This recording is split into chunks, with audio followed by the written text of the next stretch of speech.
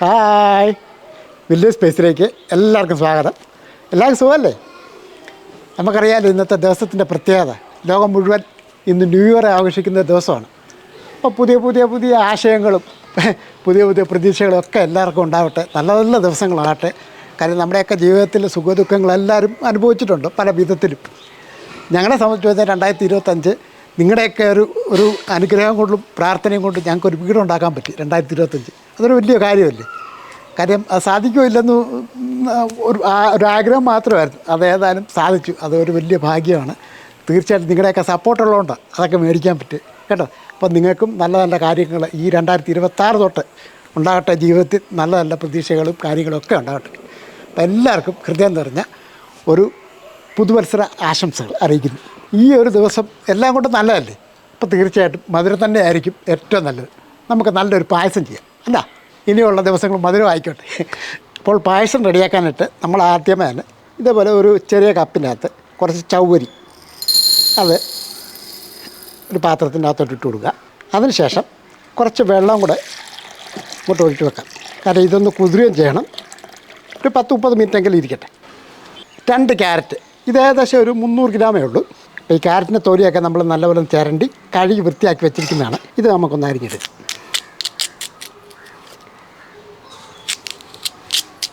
ഇപ്പോൾ എങ്ങനെ വേണമെങ്കിലും അരിഞ്ഞെടുക്കാം കേട്ടോ. കാര്യം എന്താണെന്ന് വെച്ചാൽ ഇത് നമുക്കൊന്ന് വേവിച്ചെടുക്കേണ്ടതാണ്. ഞാനിപ്പോൾ ഇതേ രീതിയിലൊന്ന് അരിഞ്ഞ് ഇങ്ങോട്ടെടുക്കുകയാണ്.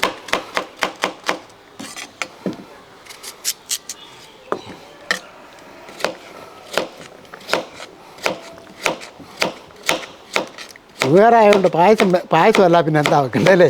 ഒരു മധുരമല്ലേ തീർച്ചയായിട്ടും നല്ലത്. ഏതായാലും ചവ്വരി ഒരു 10-30 മിനിറ്റ് ഇരിക്കട്ടെ എന്നാണ് പറഞ്ഞത്. അത്ര സമയം കൊണ്ട് നമുക്കിതെല്ലാം ഒന്ന് വേവിച്ചെടുക്കണം. അപ്പോൾ ഇത് ഈ അരിഞ്ഞ് വെച്ചിരിക്കുന്നത് ഈ കുക്കറിൻ്റെ അകത്തോട്ട്,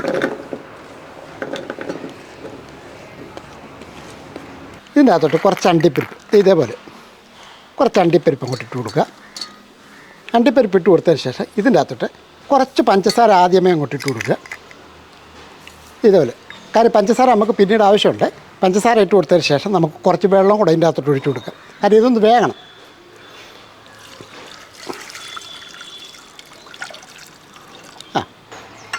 ഒന്ന് അടച്ച് ഇനി നമുക്ക് അടുപ്പൊന്ന് കത്തിച്ചിട്ട് അടുപ്പത്ത് പോകും. ഈ ക്യാരറ്റ് വേകണം. ഒരു 2 അല്ല ഒരു 3 വിസിൽ, എത്ര വിസിലടിച്ചാലും ക്യാരറ്റ് വേകണം. ഇപ്പോൾ ഒരു 3 വിസിലടിച്ചിട്ടുണ്ട്. ഇതങ്ങോട്ട് മാറ്റാം, അവിടെ ഇരിക്കട്ടെ. പുതിയ ഓട്ടുരുളിയാണ് ഇത്. ഇന്ന് അടുപ്പത്ത് വയ്ക്കില്ല. പായസത്തോടു കൂടി തന്നെ ഈ ഓട്ടുരുളി അടുപ്പത്ത് വെക്കാൻ വിചാരിച്ചു. ഉരുളി ഒന്ന് ചൂടായ ശേഷം നമുക്ക് ആദ്യം തന്നെ കുറച്ച് നെയ്യ് അങ്ങോട്ട് ഇട്ടു. ഒരു ചെറിയ ഉരുളി അതിൻ്റെ അകത്ത് കൊള്ളുന്ന രീതി വേണം അത് ചെയ്യാൻ.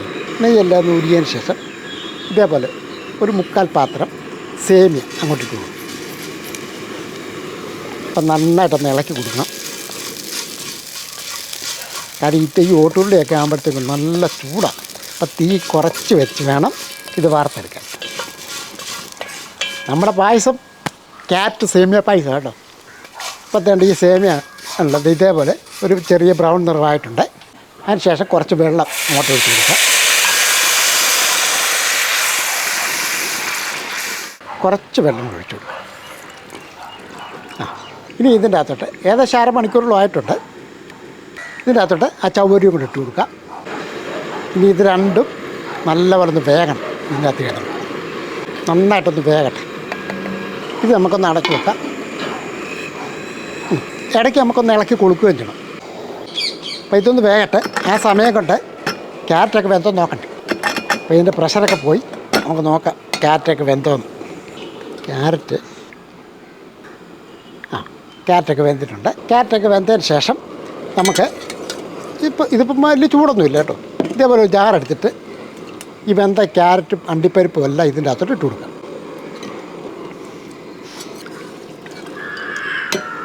ഈ വെള്ളവും കൂടെ ഇതിൻ്റെ അകത്തോട്ട് ഒഴിക്കും. ഇനി ഇത് നല്ലപോലെ ഒന്ന് അരച്ചെടുക്കും. ഇതൊന്ന് അരച്ചോണ്ട് വെന്തോണ്ട് പെട്ടെന്ന് അരച്ചെടുക്കാമല്ലോ. അപ്പോൾ അത് അരച്ചോണ്ട് വരട്ടെ. ഇനി നമുക്ക് ഇതെവിടെ വരെ നോക്കാം.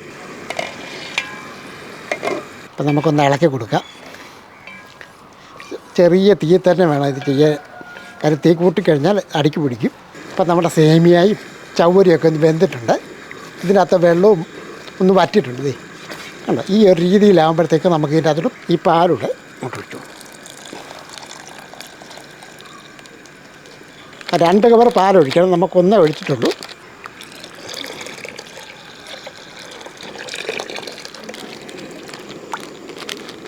അപ്പോൾ 2 കവർ പാൽ നമ്മൾ ഒഴിച്ചിട്ടുണ്ട്. ഇനി ഒന്ന് ഇളക്കി കൊടുക്കും.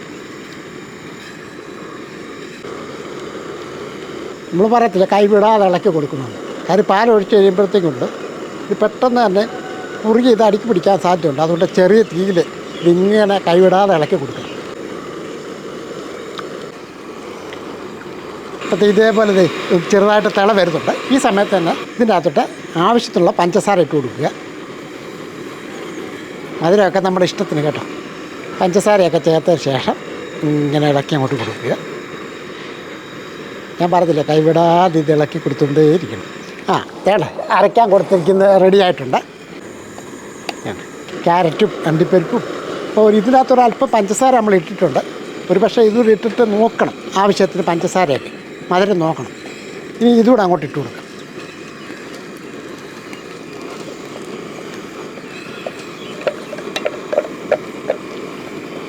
ഇനി ഒന്നുകൂടെ ഒന്ന് ഇളക്കി കൊടുക്കുക. അപ്പോൾ തന്നെ കളറൊക്കെ ഒന്ന് മാറി. ഞാൻ നേരത്തെ വന്നില്ല, നമ്മൾ ഈ ഉരുളിക്കകത്ത് കൊള്ളുന്ന രീതിയിലുള്ള ഐറ്റങ്ങൾ മാത്രമേ നമ്മൾ എടുത്തിട്ടുള്ളൂ. അതിനുള്ള പായസം ഉണ്ടാക്കുന്നുള്ളൂ. 1/2 ടേബിൾ സ്പൂൺ ചുക്കുപൊടിയാണ്, അതങ്ങോട്ട് ഇട്ട് കൊടുക്കുക. ഇനി നമുക്ക് കുറച്ച് ഏലക്കാപ്പൊടി പൊടിച്ച് വെച്ചിരിക്കുന്ന ഏലക്ക അത് 1 ടീസ്പൂൺ അങ്ങോട്ട് ഇട്ട് കൊടുക്കുക. കാര്യം ഇച്ചിരി ഏലക്കയുടെ ചുക്കിൻ്റെയൊക്കെ ഒരു പായസത്തിനാകുമ്പോൾ അതിൻ്റെ ഒരു മണം വേണമല്ലോ, ടേസ്റ്റും വേണം. ഈ 2 ഐറ്റം പൊടികൾ അങ്ങോട്ട് ചേർത്ത ശേഷം നമുക്കൊന്ന് ഇളക്കി കൊടുക്കുക. അപ്പം തന്നെ നല്ലൊരു കൊതിപ്പിക്കുന്ന ടേസ്റ്റിലുള്ള ഒരു മണവും കേട്ടോ, നല്ല രുചിയായി പായസത്തിന്. അപ്പം ചുക്ക് നമ്മൾ ഒന്ന് ഇടിച്ചെടുത്താണ്, അതായി കിടക്കുന്നത് കേട്ടോ. ചുക്കിൻ്റെ ഐറ്റങ്ങളൊക്കെ ആയി കിടക്കുന്നത്. ഇനി ഇതെല്ലാം കൂടെ നല്ലപോലെ തിളച്ച്, കാര്യം നമ്മുടെ ആ ഏലക്കാപ്പൊടിയുടെ ചുക്കിൻ്റെ ഒക്കെ ആ ടേസ്റ്റ് ഇതൊക്കെ കിട്ടണം. അപ്പം ഒരല്പം സമയം കൂടി ഇങ്ങനെ ഇരുന്ന് പായസം എന്ന് പറയുമ്പോഴത്തേക്ക് നമുക്കറിയാമല്ലോ ഒരല്പം കുറിയൊക്കെ രീതിയിലാണ്. ആ ഒരു രീതിക്ക് ആകുന്നിടം വരെ നമുക്കിത് ഇളക്കി കൊടുത്തോണ്ടായിരിക്കാം. ഇപ്പം നമ്മുടെ പായസമൊക്കെ റെഡി ആയിട്ട്, കാര്യം ഒരുപാട് സമയം ഇരിക്കുന്തോറും ഇത് നല്ലപോലെ കുറുകിക്കൊണ്ടിരിക്കണം. അപ്പം പിന്നെ പാൽ ചൂടാക്കി ഒഴിച്ചുകൊണ്ടേയിരിക്കണം. ഇതിപ്പോൾ കറക്റ്റ് പരുവത്തിനുള്ളതായി. കാര്യം നമുക്ക് ഗ്ലാസ്സിലൊക്കെ ഒഴിച്ചാൽ ഊറ്റി കുടിക്കത്തക്ക രീതിയിൽ ആ പരുവത്തിൽ വേണം ഇത് വാങ്ങി വെക്കാൻ. ഇത് നമുക്ക് താഴോട്ട് വെക്കാം. നല്ലപോലെ തിളച്ച് അതിൻ്റെ എല്ലാ ഐറ്റവും ഇതേ പിടിക്കണം. പിന്നെ ആവശ്യത്തിന് മധുരമൊക്കെ നോക്കണം കേട്ടോ, നമ്മുടെ പാകത്തിന് മധുരം ഉണ്ടോ എന്ന് നോക്കണം. ഇനി അടുപ്പിലോട്ട് നമുക്ക് ഒരു പാൻ അങ്ങോട്ട് വെക്കാം. ഒരല്പം നെയ്യ് അങ്ങോട്ട് ഒഴിച്ചു കൊടുക്കാം. നെയ്യ് ചൂടായ ശേഷം അല്പം അണ്ടിപ്പരിപ്പ് അങ്ങോട്ട് ഇട്ട് കൊടുക്കുക.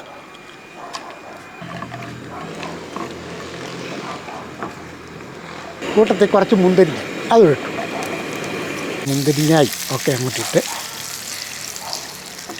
ഈ അടുപ്പങ്ങ് നിർത്താം.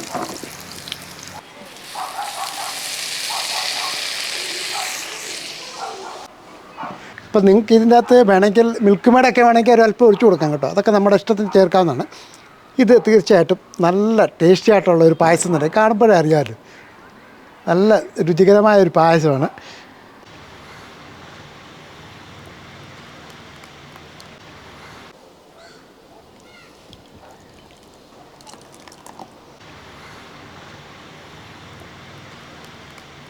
അപ്പം നമ്മുടെ ന്യൂ ഇയർ സ്പെഷ്യലായ പായസം ക്യാരറ്റും സേമിയൊക്കെ വെച്ച് നല്ല അടിപൊളിയായിട്ട് പായസം ചെയ്തിട്ടുണ്ട്. ഇത് വീട്ടിലുള്ള ഐറ്റങ്ങളൊക്കെ തന്നെയാണ് നമ്മൾ ചേർത്തിരിക്കുന്നത്. തീർച്ചയായിട്ടും ഈ ഒരു പായസം നിങ്ങൾക്ക് എന്തുകൊണ്ടും ഇഷ്ടപ്പെടും. ഒന്ന് ചെയ്ത് നോക്കാം കേട്ടോ, നല്ല അടിപൊളി ഒരു പായസമായിരിക്കും. അപ്പോൾ എല്ലാവർക്കും പുതുവത്സര ആശംസകൾ നേർന്നുകൊണ്ട് നമുക്ക് വേറൊരു വീഡിയോ ആയിട്ട് പെട്ടെന്ന് വരാം. ബായ്.